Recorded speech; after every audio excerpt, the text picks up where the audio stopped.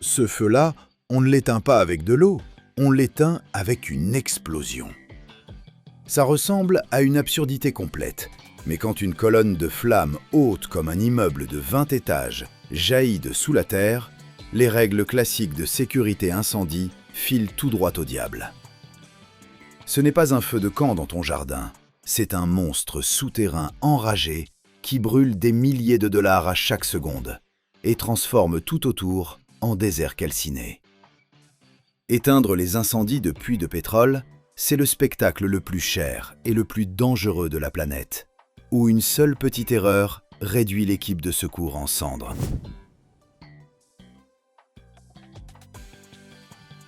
Pourquoi se produit-il seulement une éruption sur un puits de pétrole? Les gens forent la terre jusqu'à une profondeur de plusieurs kilomètres, plusieurs miles vers le bas, pour tenter d'atteindre l'or noir. À cette profondeur, le pétrole et le gaz sont sous une pression brutale. Ils sont comprimés là depuis des millions d'années et n'attendent qu'une occasion de s'échapper. D'habitude, les ingénieurs contrôlent ce processus avec un équipement spécial appelé bloc obturateur de puits. C'est une énorme structure d'acier dont la seule tâche est de fermer la conduite hermétiquement si quelque chose tourne mal. Mais parfois, l'arrogance humaine, la cupidité ou une simple panne technique font que cette protection lâche. Et l'éruption se produit. Le pétrole et le gaz jaillissent à la surface à la vitesse du son. Il suffit d'une minuscule étincelle, d'un choc de métal contre métal ou d'électricité statique, et le véritable enfer commence sur Terre. Quand un puits de pétrole brûle, la température au cœur du brasier dépasse 1500 degrés Celsius, près de 2700 degrés Fahrenheit. L'acier fond comme du beurre, le sable autour se transforme en verre, et le vacarme est tel que les gens à côté n'entendent même pas leurs propres cris, même en hurlant collés à l'oreille. À ce moment-là, les propriétaires de l'entreprise blanchissent à vue d'œil, parce que chaque minute d'arrêt d'un tel puits coûte des dizaines de milliers de dollars. En une seule journée, ce sont des millions qui partent en fumée. C'est pour ça que gérer les urgences sur les puits de pétrole et de gaz est le business aux enjeux les plus élevés du monde.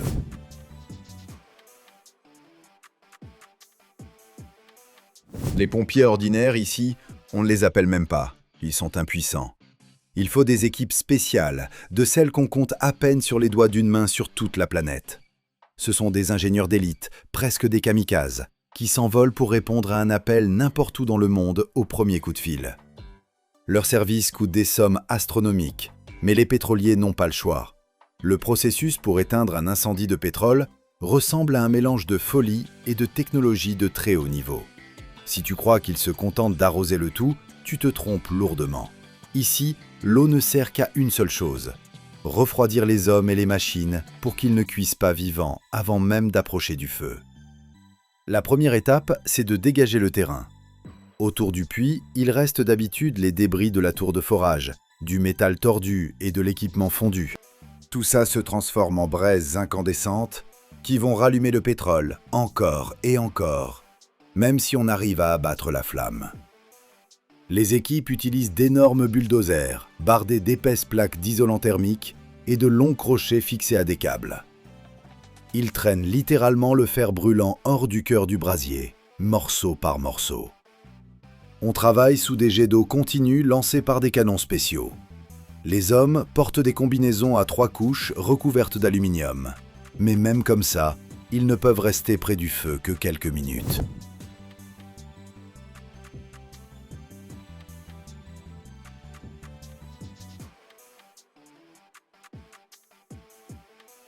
Quand le terrain est propre, vient le moment du grand tour de magie. Éteindre avec une explosion. Comment ça marche? Le pétrole brûle parce qu'il y a un apport constant d'oxygène venu de l'air. Si tu retires cet oxygène l'espace d'un instant, la combustion s'arrête. Les secouristes prennent une longue perche en métal et fixent au bout un baril d'explosifs, en général de la nitroglycérine ou des charges industrielles spéciales. Ils poussent cette structure juste jusqu'à la tête du puits, là d'où le gaz jaillit. Tout le monde recule à distance de sécurité et l'explosion retentit. L'onde de choc tranche littéralement la flamme et l'espace d'une fraction de seconde, crée un vide qui consume tout l'oxygène autour du jet de pétrole. Le feu s'éteint. Le gaz continue de sortir, mais il ne brûle plus. Mais éteindre l'incendie n'est que la moitié du travail. Maintenant, les ingénieurs ont devant eux une tâche d'une difficulté incroyable. Dompter le jet. Du trou dans la terre continue de jaillir, sous une pression brutale, un mélange explosif. Un éternuement par hasard, une étincelle d'un outil, et tout se rallume.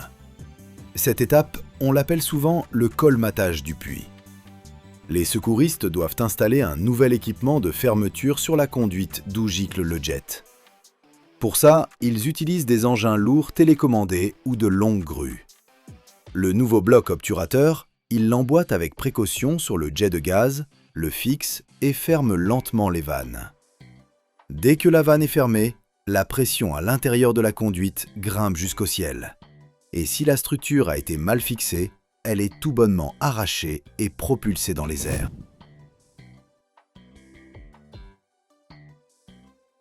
Parfois, les méthodes traditionnelles ne marchent pas. Et là, les ingénieurs se mettent à imaginer des choses complètement folles. Dans l'histoire, il y a eu des cas où, pour colmater des jets de gaz hors de contrôle, on a fait exploser sous terre de véritables charges nucléaires. La logique était la suivante. Une explosion nucléaire souterraine déplace les couches de terre et écrase littéralement la conduite à plusieurs kilomètres de profondeur, fermant pour toujours le passage du gaz. Étrange, dangereux, mais ça a marché. Cela dit, aujourd'hui, ces méthodes aussi radicales ne sont plus utilisées, à cause des conséquences écologiques évidentes. Mais le simple fait montre jusqu'où les gens sont prêts à aller quand ça sent les pertes de plusieurs milliards. Pourquoi ces technologies ne sont-elles développées et utilisées que par une poignée d'entreprises dans le monde? Parce que l'équipement pour gérer de telles urgences exige des matériaux uniques et des solutions d'ingénierie qui ne servent nulle part ailleurs. Aucune usine normale ne va garder une ligne de production pour fabriquer des machines dont on a besoin une fois tous les quelques années. C'est bien trop cher et pas rentable. Chaque outil, chaque véhicule pour éteindre les incendies de pétrole est un article sur mesure, créé pour une commande précise.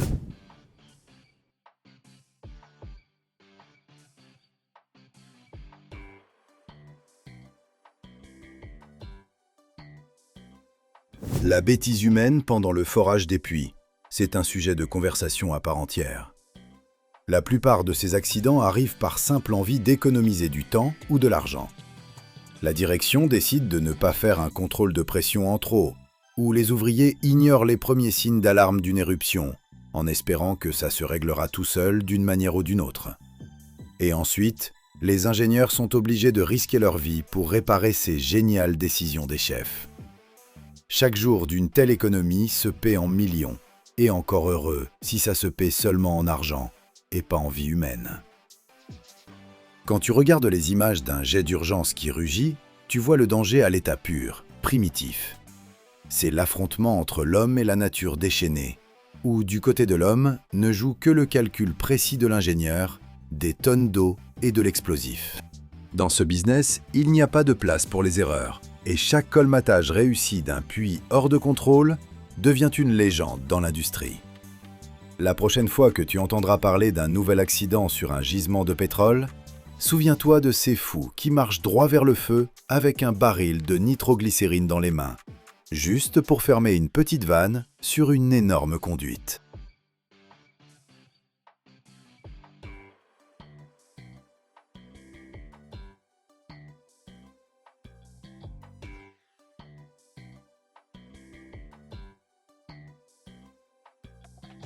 Si le forage s'arrête 30 minutes, 2 km de puits se retrouvent simplement coincés. Les dégager coûtera des millions, ou ne sera tout bonnement pas possible. La location d'une telle installation représente des centaines de milliers d'euros par jour. Le trépan qui grignote le granit coûte le prix d'un appartement et casse au bout de quelques jours. Et si la pression a été mal calculée, le gaz jaillira avec une telle violence que seul un clapet de plusieurs dizaines de tonnes pourra l'arrêter. Je suis entré à l'intérieur d'un chantier de forage et j'ai vu à quoi ressemble la véritable lutte contre les profondeurs. Je vous montrerai chaque point critique, du trépan au système anti-éruption. et je vous raconterai ce qui se passe à la seconde précise où le forêt atteint le gaz.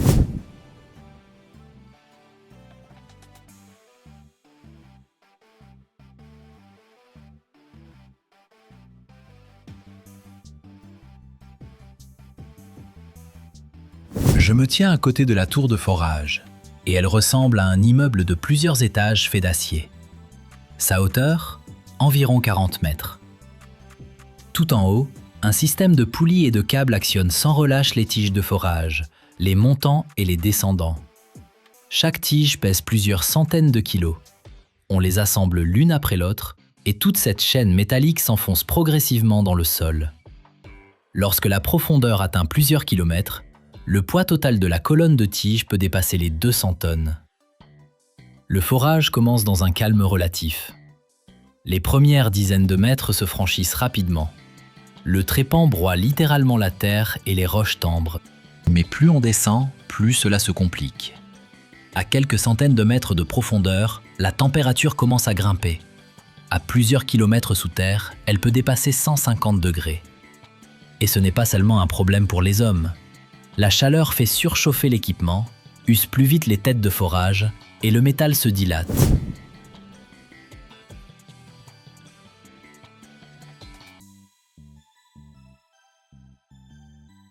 On me montre un trépan de forage, l'outil qui, littéralement, mord la roche. On dirait qu'il a été conçu pour un rover martien. À l'intérieur, alliage ultra dur et diamants industriels.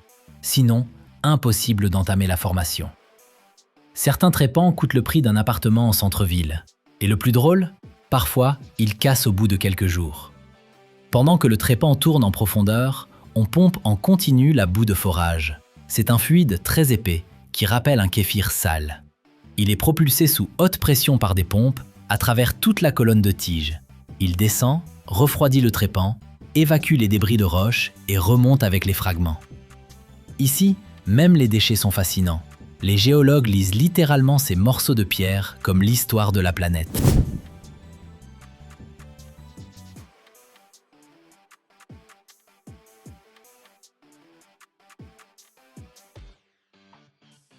Et c'est là que la tension monte d'un cran.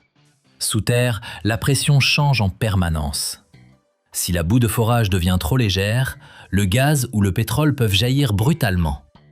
Si elle est trop lourde, la roche risque de se fracturer et le puits de s'effondrer. C'est pourquoi les opérateurs ne quittent pas leur capteur des yeux. Sur les écrans, les chiffres clignotent sans cesse. Pression, température, vitesse d'injection, charge sur le trépan. On a l'impression que ces hommes pilotent simultanément une usine et un lancement spatial. On me conduit maintenant vers le véritable cœur de toute la plateforme de forage, le système de traitement de la boue. Ici, le vacarme est tel que vos propres pensées semblent un murmure lointain. Tout vibre, tremble et menace de vous arracher les plombages. Vous voyez remonter du puits une véritable bouillie noirâtre. C'est la boue de forage, qui revient tout juste de 500 mètres de profondeur.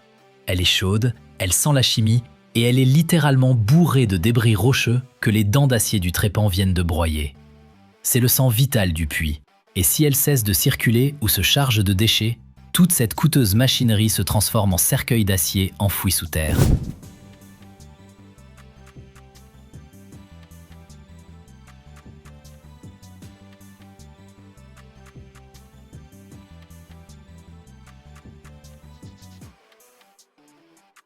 Notre première étape dans ce parcours, les tables vibrantes, que les spécialistes appellent tamis vibrants. Observez ces grilles. Elles tremblent à une vitesse telle que l'eau à leur surface se transforme en fine brume. Ces installations séparent les gros morceaux de roche, ce qui fut autrefois du granit ou du calcaire massif. En une seule heure, 20 à 30 tonnes de boue traversent ces tamis. C'est un moment critique. Si la grille se déchire et qu'un seul fragment de pierre passe dans le système, il détruira des pompes coûteuses de 50 000 € plus vite que vous n'aurez fini votre café du matin.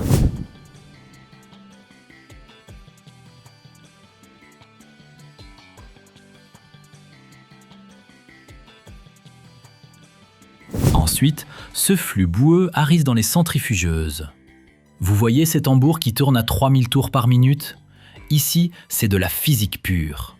Les particules lourdes de sable et d'argile sont plaquées contre les parois par la force centrifuge et expulsées, tandis que le liquide propre reste à l'intérieur.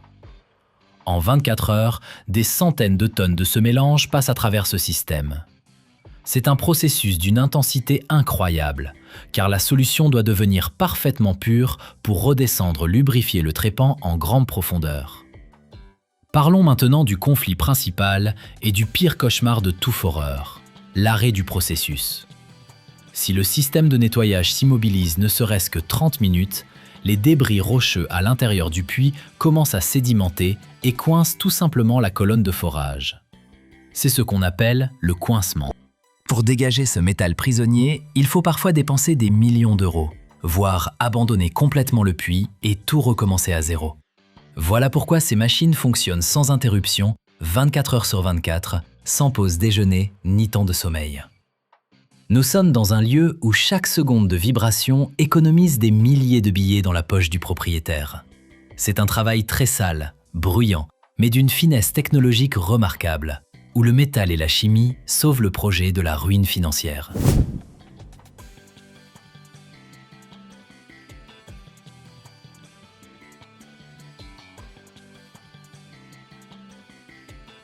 Comment fonctionne une installation de forage ou l'épuration de la boue de forage en quelques mots? Vous assistez en temps réel au combat bien réel de l'homme contre les entrailles de la planète. C'est une opération technique où la moindre défaillance se paie au prix fort. Poursuivons notre visite, car la boue épurée est déjà prête à replonger dans les ténèbres des profondeurs où un véritable enfer l'attend. Autre chose qui m'a véritablement frappé, la lenteur parfois du forage. Au cinéma, on a l'impression qu'un puits, c'est « on perce et c'est fini ». En réalité, franchir 1 kilomètre peut prendre des semaines. Si la roche est dure, le trépan n'avance parfois que de quelques mètres par heure. Et puis tout s'arrête. On remonte plusieurs kilomètres de tige, on change le trépan et on redescend l'ensemble. Cela prend de nombreuses heures. Et pendant tout ce temps, l'installation coûte une fortune. La location d'une grande plateforme de forage peut atteindre plusieurs centaines de milliers d'euros par jour.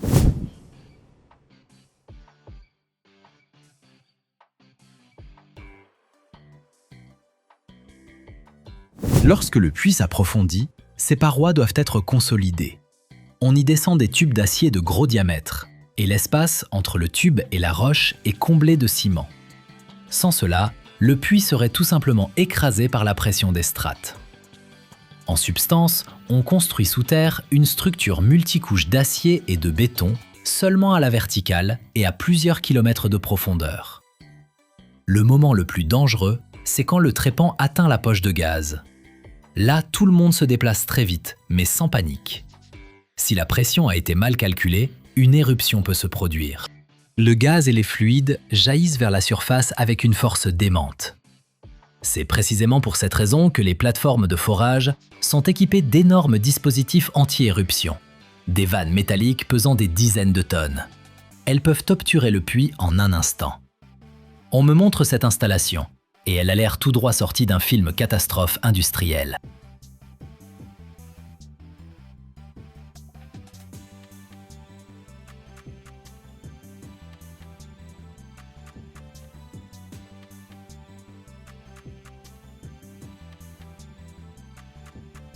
Au milieu de la mer se dresse un monstre d'acier de 30 000 tonnes, plus lourd que 4 tours Eiffel. Pendant 30 ans, il a pompé du pétrole sous les fonds marins. Et maintenant, il faut le retirer, complètement, jusqu'au dernier boulon, sans laisser la moindre trace. Imaginez, des dizaines de puits forés sur des kilomètres de profondeur sous les fonds marins. Une structure haute comme un gratte-ciel au-dessus de l'eau. Et tout cela doit être scellé, découpé de ses fondations et ramené à terre. La plus grande grue de la planète soulève la plateforme comme un jouet. Des mâchoires hydrauliques sectionnent des poutres d'acier d'un demi-mètre d'épaisseur comme de simples branches mortes. Quant à certains géants, on les coule délibérément au fond de l'océan. Et ils deviennent un refuge pour des millions de poissons. C'est le démantèlement le plus complexe de l'histoire de l'ingénierie.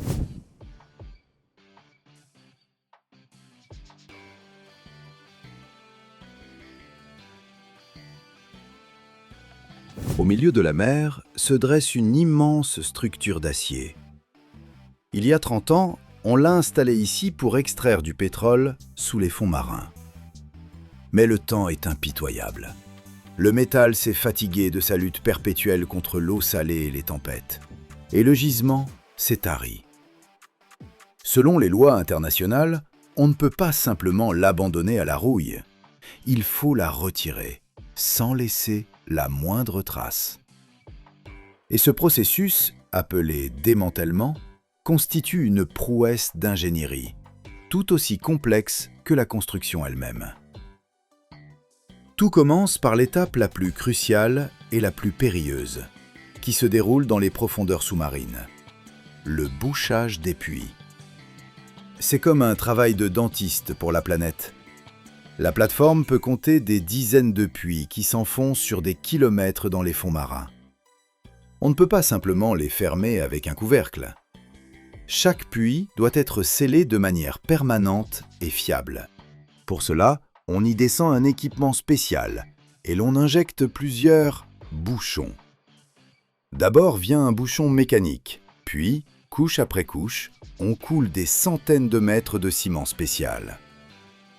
Cette opération se répète en plusieurs endroits sur toute la longueur du puits, créant ainsi une barrière multicouche infranchissable. C'est un travail d'une importance capitale. La moindre fuite pourrait provoquer une catastrophe écologique.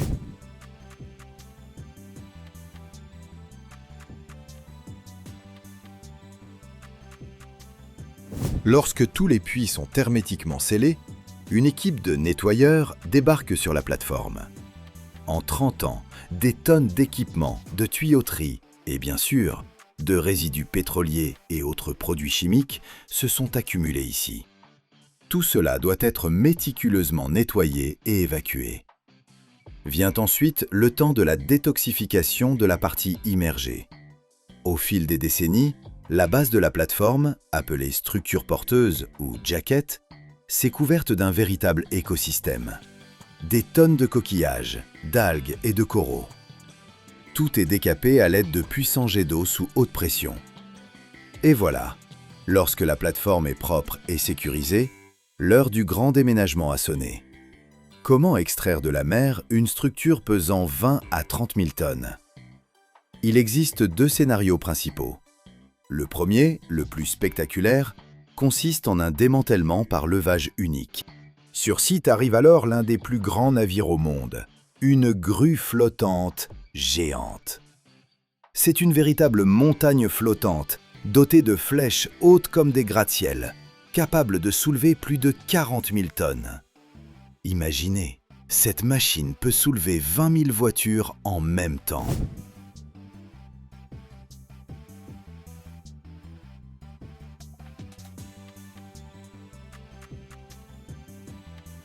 Au départ, des plongeurs spécialisés ou des robots sous-marins, armés de chalumeaux à plasma, découpent les pieds d'acier de la plateforme, les séparant de leur fondation sur le plancher océanique. Puis, la grue glisse sous la partie supérieure de la plateforme, le topside, d'immenses poutres d'acier, et commence à soulever, lentement, centimètre par centimètre. C'est un moment de tension inouïe. Des milliers de tonnes d'acier se détachent de leur base et se retrouvent suspendues dans les airs. Ensuite, cette maison gigantesque est délicatement déposée sur une barge colossale. La grue revient alors à la charge et extrait de l'eau, de la même manière, le bloc de fondation. Le second scénario consiste à démanteler la structure en pleine mer.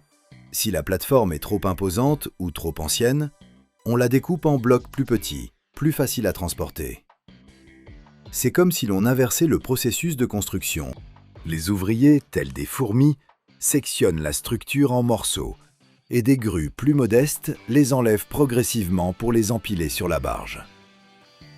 Une fois toutes les pièces de notre dinosaure d'acier chargées sur la barge, son dernier et mélancolique voyage commence. Lentement, à quelques nœuds à peine, des remorqueurs traînent ce cimetière flottant vers la côte. Ce convoi navigue parfois pendant des semaines, parcourant des milliers de kilomètres jusqu'à un port spécialisé. un cimetière de plateformes pétrolières. De tels chantiers existent au Royaume-Uni, en Norvège, aux États-Unis. Ce sont d'immenses complexes industriels où les géants d'acier trouvent leur fin.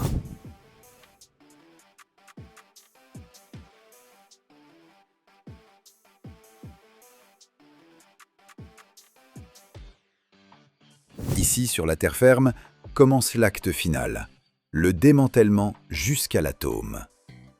D'immenses grues portuaires soulèvent des blocs de plusieurs tonnes depuis la barge et les déposent sur une zone spécialement préparée. Et là, de véritables bouchers d'acier se jettent sur eux. Ce ne sont pas des hommes armés de chalumeaux, ce sont d'énormes cisailles hydrauliques montées sur des pelleteuses. Imaginez des mâchoires de tyrannosaures capables de sectionner des poutres d'acier d'un demi-mètre d'épaisseur comme de simples bradilles. Dans un vacarme de grincements et de craquements assourdissants, elles déchirent la structure en morceaux. Tout ce qui résiste aux cisailles est découpé manuellement à l'aide de puissants chalumeaux à plasma. C'est un spectacle chaotique, bruyant et dangereux. Mais il ne s'agit pas simplement de destruction, c'est un tri. Chaque morceau de métal rejoint son tas. L'acier au carbone ordinaire dans l'un, l'acier inoxydable des tuyaux dans un autre, le cuivre des kilomètres de câbles électriques dans un troisième. Alliages spéciaux, plastique, caoutchouc, tout est méticuleusement trié. Et c'est là que se cache le véritable sens de toute l'opération. Plus de 95% du poids total de la plateforme pétrolière part au recyclage. Ces dizaines de milliers de tonnes d'acier de haute qualité seront fondues dans des hauts fourneaux et transformées en nouvelles voitures, en poutres de construction, ou même en nouvelles plateformes pétrolières. C'est l'exemple parfait d'un cycle industriel fermé.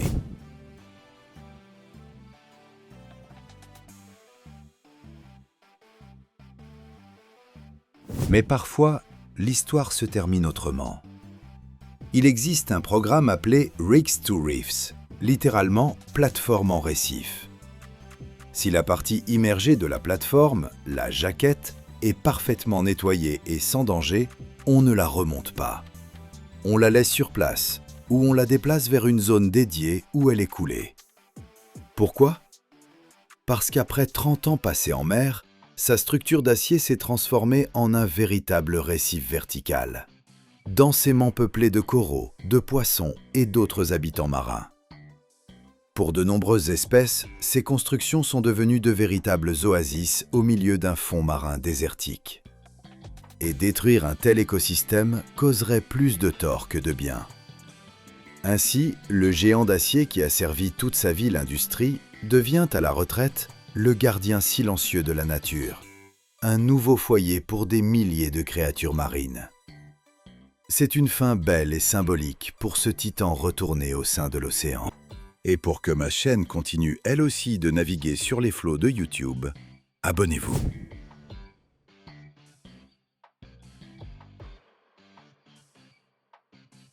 Chaque année, dans notre monde, entre 100 et 150 plateformes pétrolières offshore sont mises hors service et démantelées. Le poids total de l'acier recyclé provenant d'une seule grande plateforme peut atteindre 20 à 30 000 tonnes. C'est le poids de 3 à 4 tours Eiffel. Le coût du démantèlement d'une unique plateforme en eau profonde représente une somme astronomique, pouvant dépasser 100 millions de dollars. Et dans le cadre du programme Plateforme en récif, rien que dans le golfe du Mexique, plus de 500 anciennes structures de soutien ont été transformées en récifs artificiels, devenant ainsi le refuge de millions de poissons et un site prisé des plongeurs. La preuve que même après leur mise hors service, ces géants peuvent encore servir.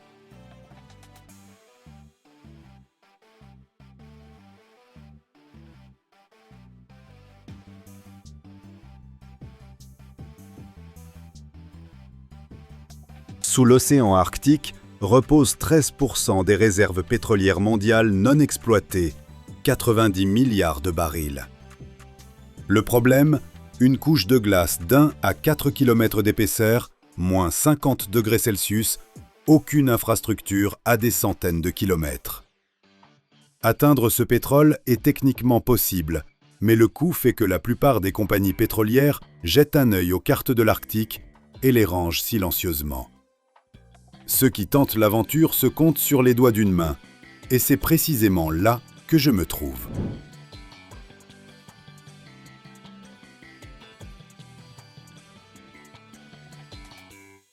Je commence par le plus important. Pourquoi c'est si rare et dangereux ?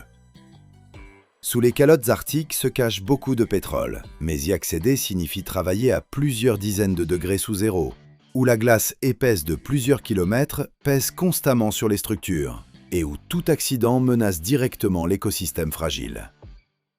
Le forage sous la glace exige une ingénierie extrêmement complexe. Plateformes spéciales renforcées, systèmes sous-marins sophistiqués et surveillance permanente 24 heures sur 24. Sur site, l'échelle frappe immédiatement. Énormes tours de forage, tuyaux massifs, réservoirs gigantesques, grues titanesques. Tout supporte des tonnes et fonctionne là où la moindre erreur coûte cher. Le processus commence par la prospection géologique. Relevé sismique précis qui révèle la couche pétrolière, puis forage d'un puits vertical ou incliné, à travers glace et roches jusqu'au gisement profond. La colonne atteint des centaines de mètres. Les outils travaillent sous des centaines de barres de pression. Le contrôle de pression est absolument décisif pour éviter toute éruption catastrophique.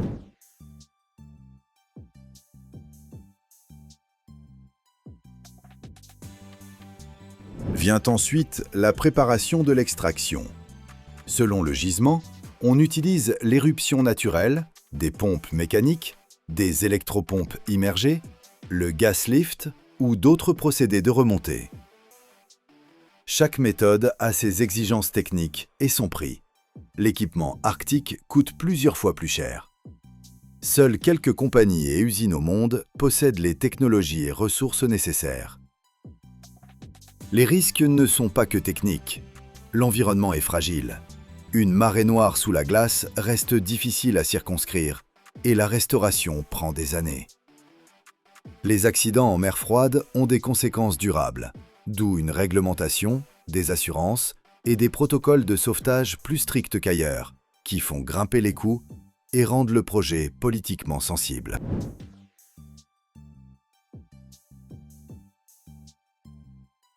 Je vois des hommes en combinaisons épaisses qui vérifient vannes et capteurs, chaque geste consigné, chaque tuyau documenté. Pour le spectateur YouTube, c'est un reportage d'aventure. Mais derrière la caméra, une équipe d'ingénieurs travaille avec une précision absolue. J'aime expliquer simplement. Le forage, c'est poser un très long tube dans la terre, mais ce tube doit résister au froid glacial et fonctionner en continu. Et quand je dis en continu, j'entends 24 heures sur 24. Tout arrêt risque le gel, la panne, des dépenses colossales. C'est pourquoi le forage arctique est un pari aux limites du possible, où se mêlent ingénierie, argent et politique, et où une erreur peut devenir une histoire mémorable.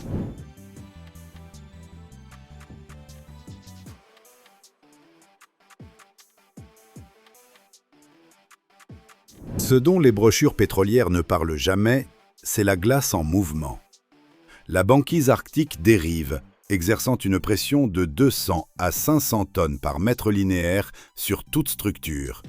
Pas une métaphore, une charge réelle qui plie l'acier des plateformes offshore comme du carton.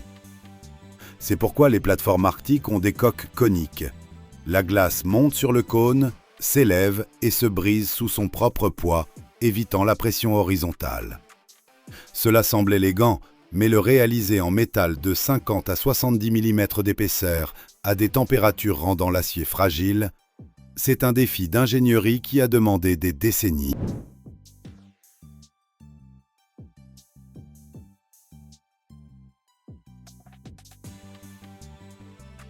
La fenêtre d'activité sur le plateau continental arctique dure de 8 à 4 semaines par an selon la latitude. Le reste, c'est l'hiver. La glace rend tout approvisionnement soit impossible, soit si coûteux qu'il vaut mieux attendre. Durant ces 2 à 3 mois d'été, il faut tout acheminer, pièces, carburant, vivres, personnel, équipement. La chaîne logistique démarre 9 à 10 mois avant la navigation. Un voyage de brise-glace coûte de 2 à 5 millions de dollars. Si l'on oublie quelque chose ou commande la mauvaise référence, la prochaine occasion de corriger, c'est dans un an.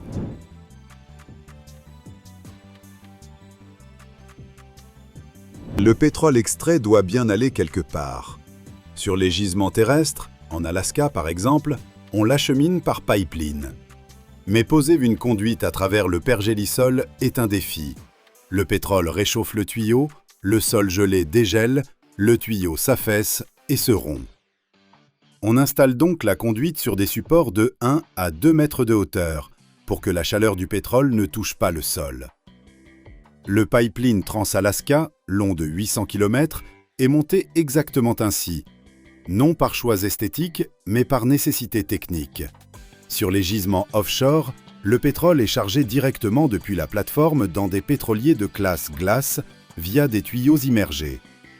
La classe glace, c'est une coque en acier de 25 à 40 mm d'épaisseur, une étrave renforcée et des moteurs de 3 à 50 MW, permettant au navire de se frayer seul un chemin à travers une banquise de 2 mètres d'épaisseur.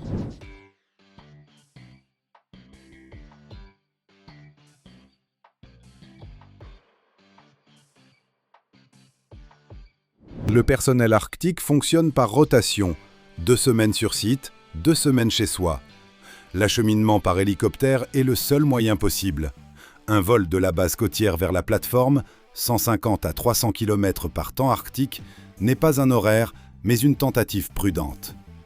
La fenêtre météo s'ouvre et se ferme plusieurs fois par jour. Les gens attendent des heures, parfois des jours. Si quelqu'un tombe malade sur la plateforme, l'évacuation prend 4 à 8 heures minimum contre 20 minutes en ville. Le bloc médical est équipé comme un petit bloc opératoire pour cette raison précise.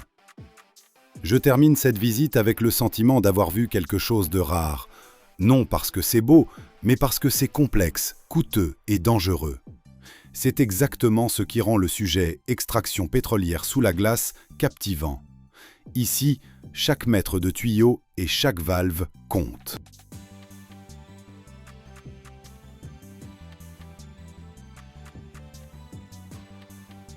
On comprime ce gaz 600 fois et on le transporte à travers l'océan dans un thermos grand comme un stade.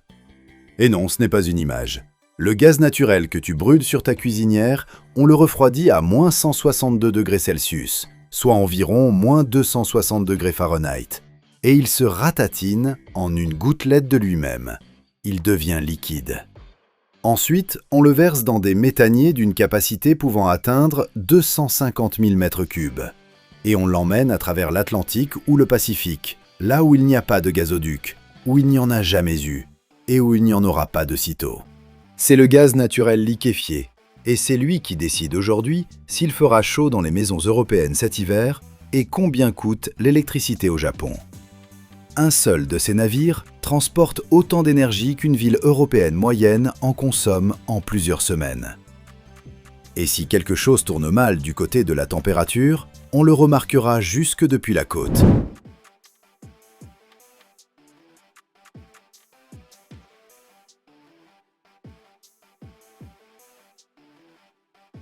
Au départ, tout paraît simple. Le gaz naturel, c'est un mélange dominé par le méthane. À l'état normal, il prend énormément de place, comme l'air dans une pièce. Pour le transporter à moindre coût, il faut soit le comprimer jusqu'à une pression où chaque mètre cube devient minuscule, soit le forcer à devenir liquide.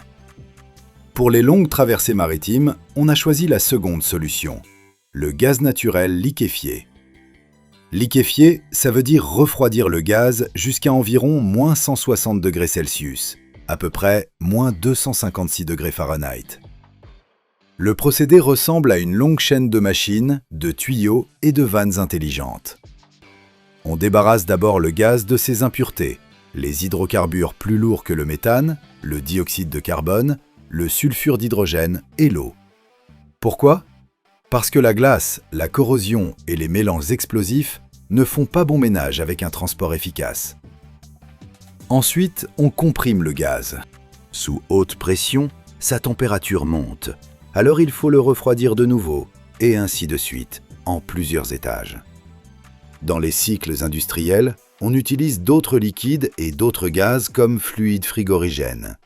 Ils absorbent la chaleur et finissent par faire passer le méthane à l'état liquide.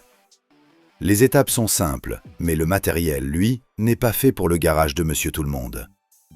Pour te donner une idée de l'échelle, un seul mètre cube de gaz liquéfié contient à peu près 600 mètres cubes de gaz à l'état gazeux. Autrement dit, un méthanier qui transporte 100 000 mètres cubes de gaz liquéfié transporte en réalité 60 millions de mètres cubes de gaz. Oui, de quoi remplir une petite ville. C'est pour ça que ces navires sont si énormes. Leurs cylindres blancs et leurs cuves sphériques ressemblent à des dômes lunaires posés sur l'horizon du port. Parlons-en de ces cuves. Il en existe deux grands types, les cuves à membrane et les cuves sphériques autoporteuses. Les sphériques en imposent, de grosses boules à l'intérieur du navire qui encaissent mieux la pression et les tensions thermiques. Les cuves à membrane permettent de loger plus de volume dans la coque, mais leur structure est plus fine et demande un contrôle très soigneux. Les deux types possèdent une isolation thermique de quelques dizaines à quelques centaines de millimètres d'épaisseur et gardent le froid pendant des dizaines de jours. Sinon, toute la cargaison finit par s'évaporer petit à petit.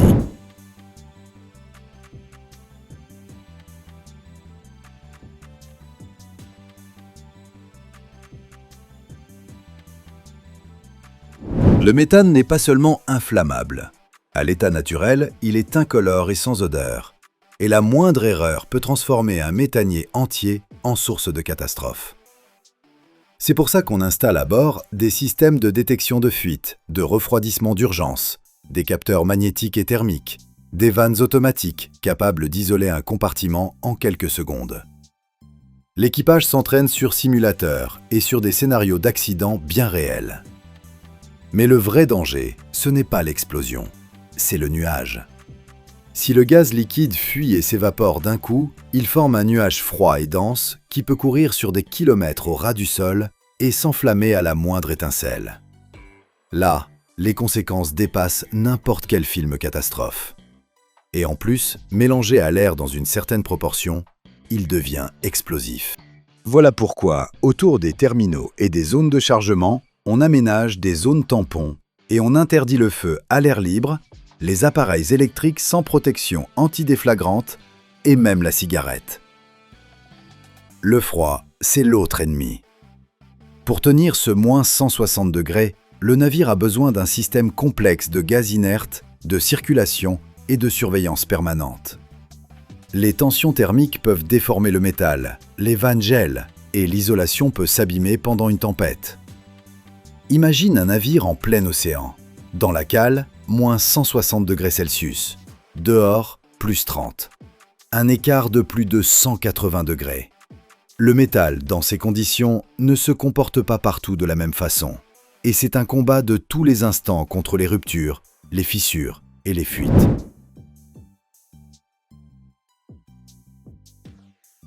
Le gaz liquéfié coûte cher à produire, mais l'infrastructure coûte encore plus cher. Construire une usine de liquéfaction, ça se compte en milliards d'euros. Bien sûr, les entreprises parlent d'un retour sur investissement en quelques années, mais les investisseurs observent de près.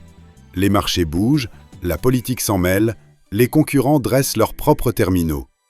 Et le transport, c'est un poste de dépense à part. Location des méthaniers, assurance, sécurité de la cargaison en route et dans les ports, escorte, entretien. Il n'est pas rare que la logistique coûte plus cher que le gaz lui-même. Pourquoi seule une poignée d'usines dans le monde font ça à très grande échelle? Parce que la technologie et les investissements sont coûteux et compliqués. Il faut des ports adaptés, de vastes surfaces pour les opérations de chargement et de déchargement, une main-d'œuvre qualifiée et des autorisations environnementales. Ajoute la politique, car l'approvisionnement en énergie devient souvent un levier diplomatique. Et tu obtiens un mélange qui n'ouvre à personne les portes du marché en une seule année. Même la construction d'un seul grand terminal peut prendre des années, parfois plus de 5 ans, entre les plans et les premières livraisons. Pas étonnant donc que les joueurs soient si peu nombreux dans cette partie. Et pour que sur cette chaîne les abonnés ne soient pas rares non plus, appuie sur le bouton qui va bien sous la vidéo s'il te plaît, et on continue.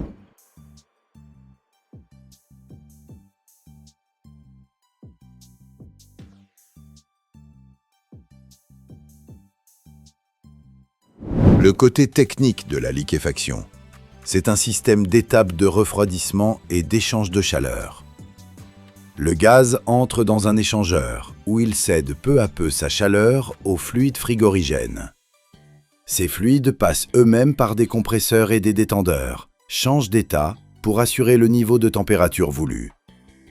À l'étape finale, le gaz se condense en liquide et on l'évacue vers des réservoirs à double système de protection. Si quelque chose déraille, l'automatisme bascule les circuits et déclenche le refroidissement d'urgence. Pour le non-spécialiste, c'est utile à savoir. Dans les cycles industriels, on utilise souvent plusieurs modes de refroidissement à la suite, chacun se chargeant de températures de plus en plus basses. C'est comme un escalier, où chaque marche a son fluide et ses propres règles. L'ironie du procédé, c'est qu'on dépense des tonnes d'énergie pour rendre le gaz compact et plus facile à transporter, puis, au moment de le consommer, on dépense encore de l'énergie pour remonter la température et le ramener à l'état gazeux. Souvent, une partie de cette énergie se perd, et une partie de cette économie tient à un équilibre malin. Construire les usines près des lieux d'extraction ou traverser d'un continent à l'autre. Ce sont la politique, le climat et les prix de l'énergie qui tranchent.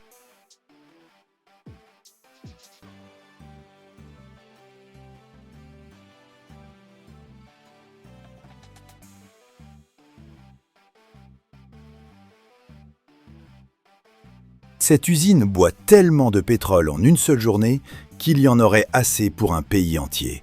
Et non, je n'exagère pas. Pendant que certains versent dans leur réservoir quelques dizaines de litres d'essence en grimaçant devant le prix à la pompe, ce géant avale chaque jour des millions de barils de brut. De telles quantités, on a du mal à se les imaginer. Si tu versais tout ce pétrole dans des camions-citernes ordinaires, la file s'étirerait sur des centaines de kilomètres. Et le plus curieux, c'est qu'à la sortie de ce liquide noir et puant, naissent l'essence, le diesel, le kérosène d'avion, les huiles, le plastique, les tissus synthétiques et des centaines d'autres choses sans lesquelles le monde moderne s'arrêterait net.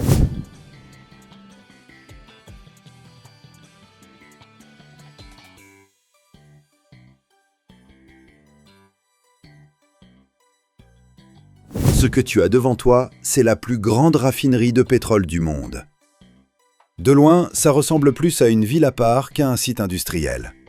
Elle a ses propres routes, ses propres pompiers, sa propre centrale électrique. Des milliers d'employés et une telle quantité de tuyaux que même la personne qui a conçu les labyrinthes demanderait une carte. La surface du complexe se mesure en dizaines de kilomètres carrés.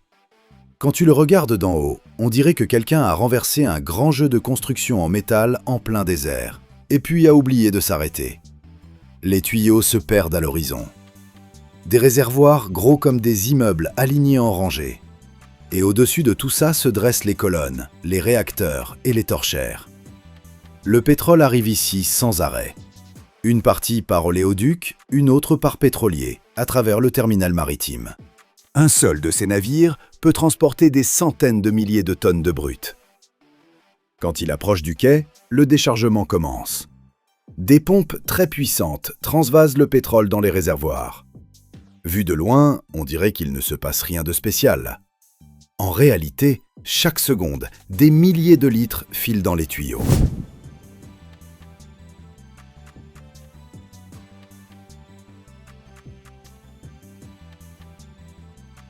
Dans les réservoirs, on examine le pétrole. Chaque gisement donne un mélange un peu différent. Ici, plus de soufre, là, des fractions plus légères, ailleurs, des composants lourds. Les ingénieurs doivent savoir exactement ce qu'ils ont reçu. Sinon, une usine énorme, qui vaut des dizaines de milliards de dollars, peut se mettre à tourner moins bien. Avant d'envoyer le pétrole dans les colonnes, on prélève un échantillon de chaque lot et on envoie au laboratoire. Là, on mesure la densité, la teneur en soufre, en eau, en sel, la viscosité et à quelle température il commence à bouillir. Pour ça, on utilise des appareils comme des spectromètres et des chromatographes. Ils montrent vite ce qui est arrivé à l'usine et à quoi il va falloir s'attaquer. Si le mélange n'est pas le bon, les techniciens changent le mode de traitement avant même que le brut continue sa route. Après l'analyse, la matière première part vers le cœur de l'usine, les colonnes de distillation. C'est ici que commence l'étape la plus importante de tout le processus. De loin, les colonnes ressemblent à des gratte-ciel géants en métal. Certaines atteignent plus de 100 mètres de haut. À leurs pieds, une personne ressemble à une fourmi à côté d'un château d'eau. Le pétrole entre dans des fours spéciaux où on le chauffe à plus de 350 degrés Celsius. Ensuite, le mélange brûlant entre dans la colonne. Et à partir de là, c'est la physique qui commande. Chaque composant du pétrole bout à une température différente. Les plus lourds restent en bas, les plus légers montent. À l'intérieur de la colonne se produit une vraie séparation de cet énorme cocktail chimique en ses différentes parties.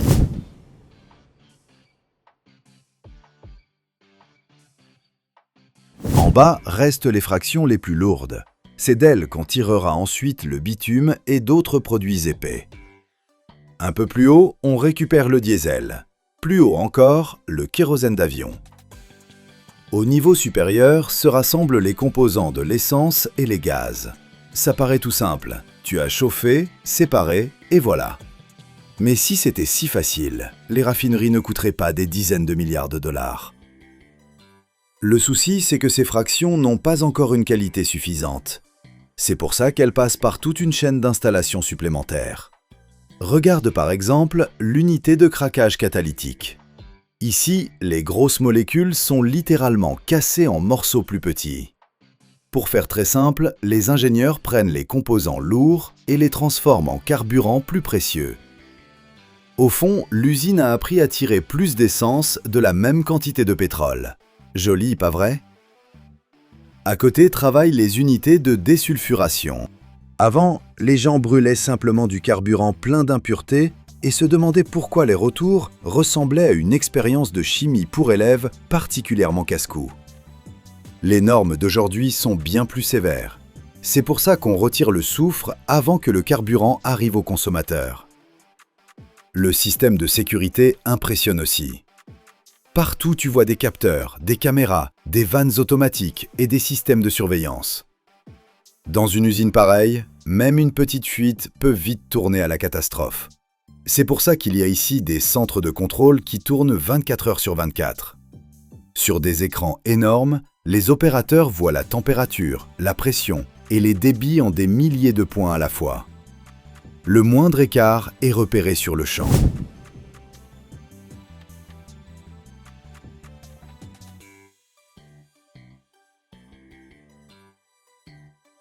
Et en plus, elle a son propre corps de pompier, avec une ampleur telle que beaucoup de casernes de ville paraissent modestes à côté. Les pompiers s'entraînent souvent sur des terrains spéciaux, où ils répètent des scénarios d'accidents. Le plus curieux, c'est qu'une bonne partie de l'énergie qui fait tourner le complexe est produite à l'intérieur même de son terrain. L'usine est tellement gourmande qu'elle consomme de l'électricité comme une grande ville. C'est pour ça qu'il y a ici ses propres installations énergétiques. Chaque jour, des milliers de tonnes de produits finis sortent d'ici. Une partie va aux stations-service, une autre à l'aviation, une autre devient matière première pour l'industrie chimique. Quand quelqu'un achète une bouteille en plastique, une veste synthétique ou un pneu neuf pour sa voiture, très souvent son histoire a commencé justement dans des endroits comme celui-ci. Toute cette mégapole de métal existe pour une seule chose: transformer un liquide noir et épais en produits sans lesquels l'humanité n'a pas encore appris à vivre. Oui, le monde passe peu à peu à de nouvelles sources d'énergie. Oui, les voitures électriques deviennent plus populaires. Mais pour l'instant, ce sont justement ces usines qui restent parmi les sites les plus importants de la planète.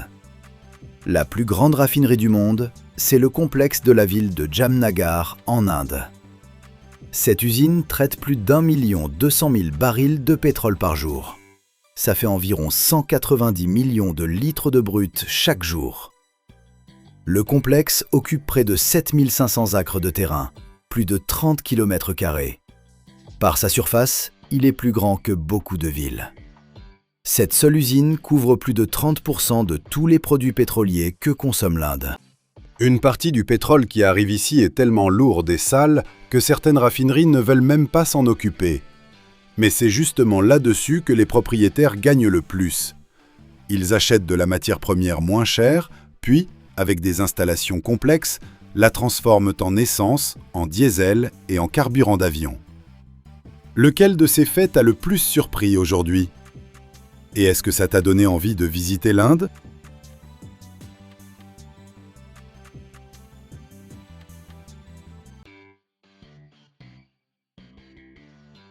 Un mètre cube de ce gaz concentré et l'homme meurt en quelques secondes.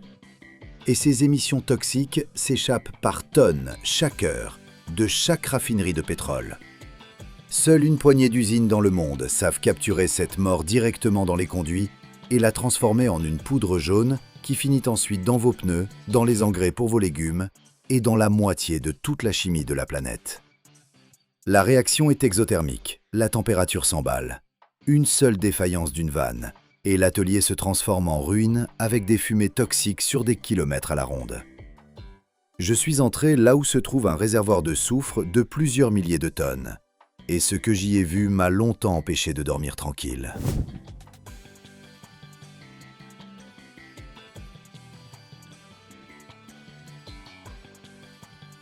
À l'échelle mondiale, plus de 90% de tout le soufre élémentaire recherché par l'industrie est récupéré précisément à partir de gaz soufré dans les complexes pétrochimiques et les usines de traitement du gaz.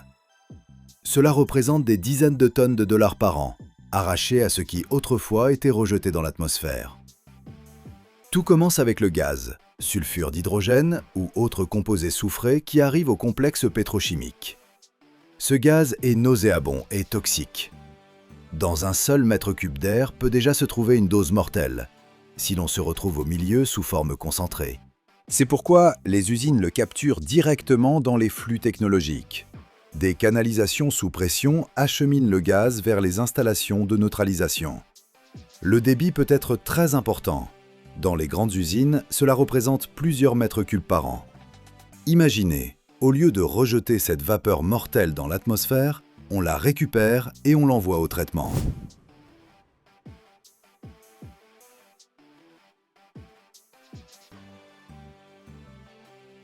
La première étape consiste à purifier le gaz de ses impuretés.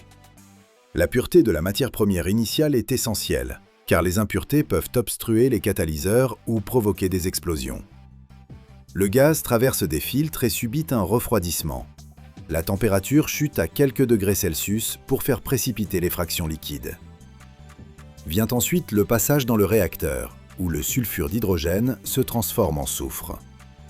La méthode la plus courante est le procédé Claus, où le sulfure d'hydrogène est d'abord oxydé en dioxyde de soufre, puis converti en soufre élémentaire. Pour simplifier, c'est comme si une vapeur toxique se transformait en poudre jaune. Cela paraît simple, mais dans la réalité, tout est rigoureusement contrôlé. La pression dans les réacteurs atteint plusieurs dizaines de kilopascales. La température est calibrée avec précision, et l'ensemble du processus s'effectue sous la surveillance d'ordinateurs et d'opérateurs.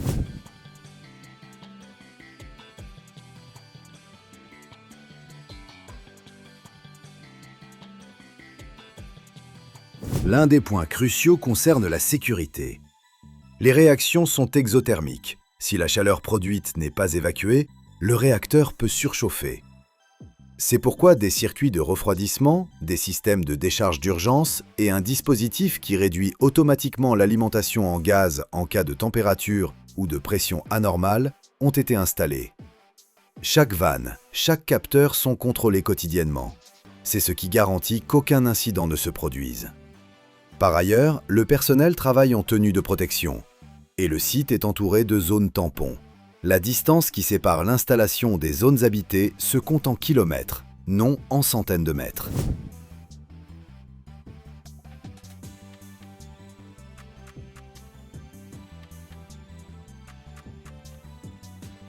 Après transformation en soufre liquide ou solide, il faut le séparer des gaz et des liquides de lavage. C'est là que commence ce qui ressemble à une véritable production. Le soufre est refroidi, se solidifie et s'accumule en grosses masses. On le broie ensuite et on le tamise à travers des cribles, en éliminant les gros morceaux et les impuretés. Le produit fini se présente sous forme de granulés ou de poudre calibrée, généralement entre 1/10 et 2 mm. Dans les grandes usines, la production quotidienne peut atteindre des milliers de tonnes.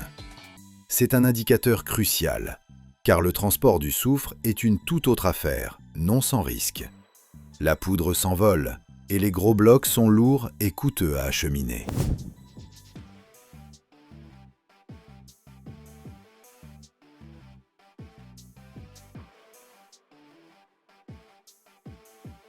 L'un des aspects les plus redoutables réside dans l'inflammabilité et la toxicité des produits lors de la chauffe. Le soufre lui-même n'est pas explosif dans des conditions normales, mais un chauffage inadéquat libère du dioxyde de soufre et des oxydes de soufre. Ces mêmes vapeurs toxiques. C'est pourquoi, lors de la fusion ou du calibrage des fractions, on maintient en permanence des systèmes d'extraction et de purification de l'air. Là où l'on traite de gros volumes, des dispositifs anti-incendie automatiques sont installés, prêts à réagir instantanément. Dans un atelier, j'ai vu une cuve de soufre contenant plusieurs milliers de tonnes. Imaginez les conséquences si elle venait à chauffer de manière incontrôlée.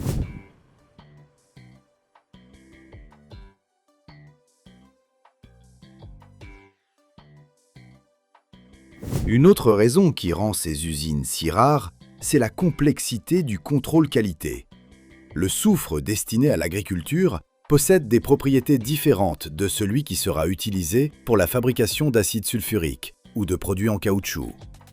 Il faut donc réguler avec précision la température de cristallisation, l'élimination des impuretés et la taille des fractions.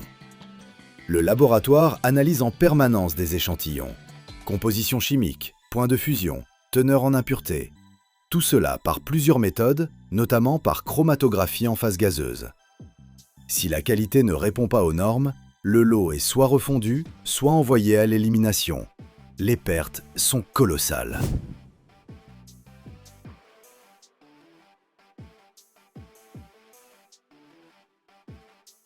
Ce qui frappe l'œil nu, c'est l'ampleur de l'infrastructure.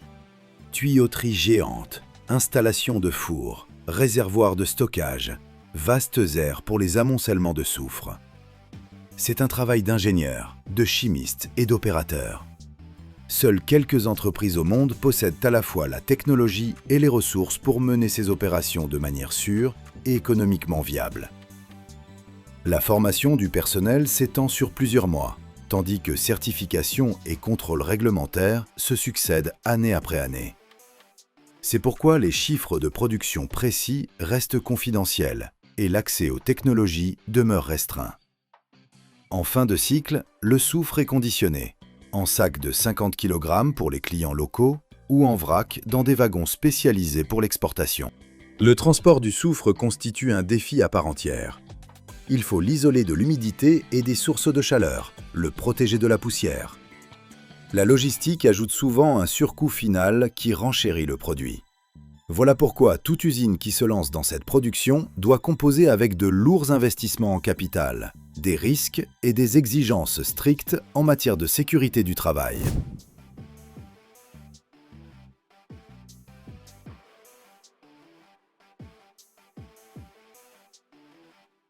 Plus de la moitié du soufre existant dans le monde sous forme de produits finis est destiné à la fabrication d'acide sulfurique, l'un des composants chimiques sans lesquels l'industrie moderne ne pourrait même pas fonctionner partiellement. Étroitement lié à cela, le soufre poursuit son chemin vers l'industrie du caoutchouc, où il joue le rôle d'agent de liaison lors de la vulcanisation du caoutchouc. C'est précisément lui qui détermine la solidité de la gomme des pneumatiques. Chaque pneu qui roule sur nos routes contient du soufre, qui, autrefois, provenait d'un gaz semblable à un poison. Par ailleurs, une grande partie du soufre est utilisée dans l'industrie chimique pour la production de divers sels, réactifs, produits colorés, peintures et plastiques. Autre domaine d'envergure, l'agriculture, où le soufre entre dans la composition des engrais et des fongicides, protégeant les récoltes contre les champignons et aidant les plantes à mieux assimiler d'autres nutriments. Autrement dit, Nous nous trouvons au cœur d'une chaîne qui commence par un gaz toxique dans une usine, se transforme en poudre jaune ou en granulés, puis apparaît soudainement dans nos engrais pour légumes, les pneus de nos voitures et les réactions chimiques produisant toutes sortes d'applications. Des engrais minéraux aux peintures et plastiques. D'un côté, il est étonnant qu'une seule et même substance, à l'origine d'un problème écologique, devienne partie intégrante de pratiquement chaque secteur industriel. De l'autre, cela montre à quel point la production, les transports et l'agriculture sont étroitement liés à l'échelle mondiale.